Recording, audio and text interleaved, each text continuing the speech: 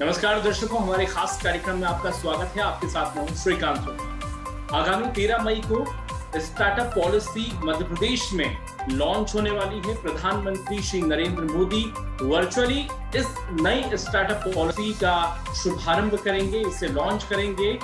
मध्य प्रदेश में ऐसे भी युवा हैं जो स्टार्टअप की दिशा में बहुत अच्छा कार्य कर रहे हैं। हमारे साथ हैं इंदौर की अदिति चौरसिया जी।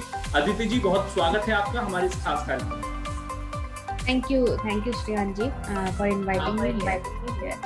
जी अदिति, सबसे पहले हम यही समझेंगे कि आपका स्टार्टअप किस क्षेत्र से जुड़ा है और इसकी शुरुआत कब से किया? तो इंजीनियर बाबू हमने स्टार्ट किया था 2014 से इंदौर से, और हम एक टैग बेस्ड कंपनी है। पहले हम वेबसाइट्स और एप्लीकेशंस बनाते थे जिसमें हम बहुत सारे स्टार्टअप्स के साथ काम करके उनका फर्स्ट प्रोडक्ट डेवलप करते थे। उनमें से बहुत से स्टार्टअप्स आज बहुत बड़े हो चुके हैं और बहुत वेल फंडेड हैं।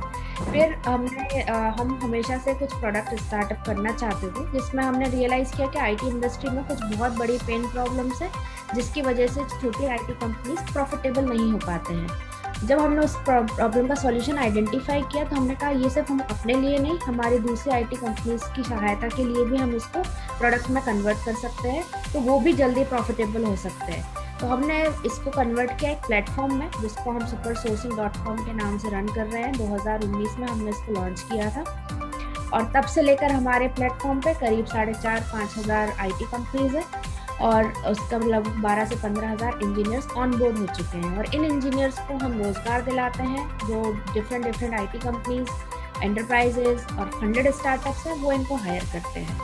तो ये हमारा प्लेटफॉर्म है। क्या क्या कार्य आपके द्वारा किया जाता है? इसमें हम उनको पहले तो ऑनबोर्ड करते हैं, उनको इंटरव्यू करते हैं, स्क्रीन करते हैं। फिर जहाँ जहाँ उनमें कमियाँ होती है कि हाँ ये इंटरव्यू क्रैक करने में प्रॉब्लम आ सकती है, वहाँ हम उनकी प्रिपरेशन कराते हैं। टेक्निकल अगर ट्रेनिंग की रिक्वायरमेंट होती है तो हम टेक्निकल ट्रेनिंग भी देते हैं। एंड फिर उसके बाद हम उनको इंटरव्यू करा के उनको कॉन्ट्रैक्ट पर दूसरी IT कंपनीज या दूसरे इंटरप्राइजेस को हायर करवाते हैं जहाँ पर उनको अच्छा पे मिलता है।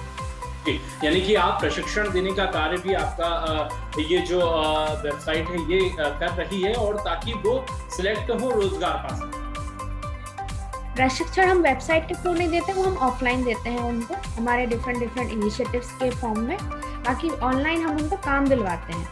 अदिति जी, शासन की तरफ से, सरकार की तरफ से आपको क्या कुछ मदद मिली?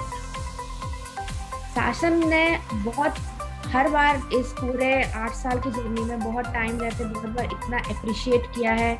हमें बहुत सारे छोटे छोटे रिवॉर्ड्स और अवार्ड्स हमें दिए हैं, जिससे बहुत क्रेडिबिलिटी बनती है कि हाँ हम जो काम कर रहे हैं वो बहुत अच्छा काम कर रहे हैं। लास्ट ईयर अप्रैल में शिवराज सिंह जी ने एक अवार्ड दिया था भोपाल में आकर। उससे भी हमारे जहाँ से मैं हूँ, मैं एक बहुत छोटे गाँव से हूँ, वहाँ पे लोगों को भी यकीन नहीं होता था कि एक लड़की बिजनेस कर सकती है या इस लेवल पे कर सकती है। उस अवार्ड के बाद लोगों ने उस चीज़ को रिस्पेक्ट करना स्टार्ट किया। तो मेरे लिए सबसे बड़ा रिवॉर्ड है कि उन्होंने अगर हमारे एफर्ट्स को, हमारी कंपनी के एफर्ट्स को अप्रिशिएट किया तो लोग भी अप्रिशिएट करते हैं और उससे बहुत सपोर्ट मिलता है। प्लस जो टाइम टू टाइम एक स्टार्टअप पॉलिसी आती है या फंड जो आते हैं डिप्लॉय होते हैं, जो स्टार्टअप्स को फंडिंग मिलती है, उससे बहुत एक बज़ क्रिएट होता है, जिससे बाहर की दुनिया को भी लगता है कि MP में बहुत कुछ हो रहा है या MP के स्टार्टअप्स अच्छा काम कर रहे हैं। तो इससे हमें भी बहुत सारे इन्वेस्टर्स हैं जो इवेंचुअली अप्रोच करते हैं कि हाँ हम भी इंदौर के स्टार्टअप्स में या MP के स्टार्टअप में इन्वेस्ट करना चाहते हैं। लोग भी काम करने में बिलीव करते हैं कि हाँ ये कंपनी अच्छा कर रही है।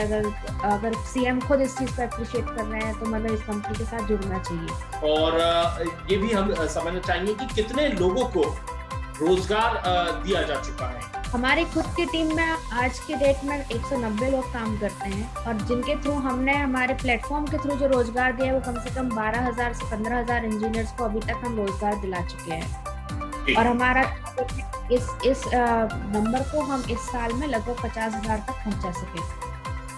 बिल्कुल, लक्ष्य आपका तय है। और ये भी हम समझना चाहेंगे अदिति जी कि जो दूसरे युवा हैं जो स्टार्टअप शुरू करना चाह रहे हैं, चुनौतियां आती हैं, लेकिन उनका सामना कैसे करें, कैसे आगे बढ़े, कैसे स्टार्टअप की दिशा में वो भी आगे बढ़ सकते हैं, आप क्या उन्हें सुझाव देंगे? मैं एक ही बात बोलूंगी कि आप स्टार्टअप करना चाहते हैं तो बहुत दृढ़ता से करना चाहिए। एक इम्पैक्ट जो आप लाना चाहते, जब तक कोई इम्पैक्ट नहीं आता, गिव अप नहीं करना चाहिए, क्योंकि एनी हाउ कुछ ना कुछ रास्ते बन जाते हैं। कभी आपको कोई दोस्त सहायता कर देगा, कभी सरकार से सहायता मिलेगी, कभी आपके कुछ मेंटर्स हैं जो आपको हेल्प करेंगे।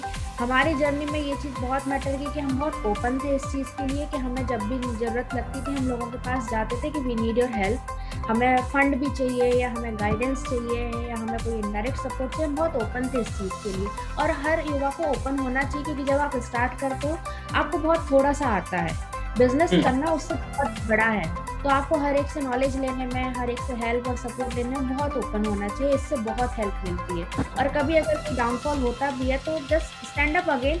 बहुत से लोग मिलेंगे जो आपको सपोर्ट करेंगे। स्टार्टअप इकोसिस्टम की सबसे ब्यूटीफुल बात यही है कि यहाँ पे हर बंदा एक दूसरे की मदद करना चाहता है। कभी भी ऐसा नहीं होगा कि आपको जरूरत है तो कोई आपको सहायता करने से मना करेगा। बहुत बहुत शुक्रिया अदिति जी, आपने हमारे लिए वक्त निकाला। Thank you.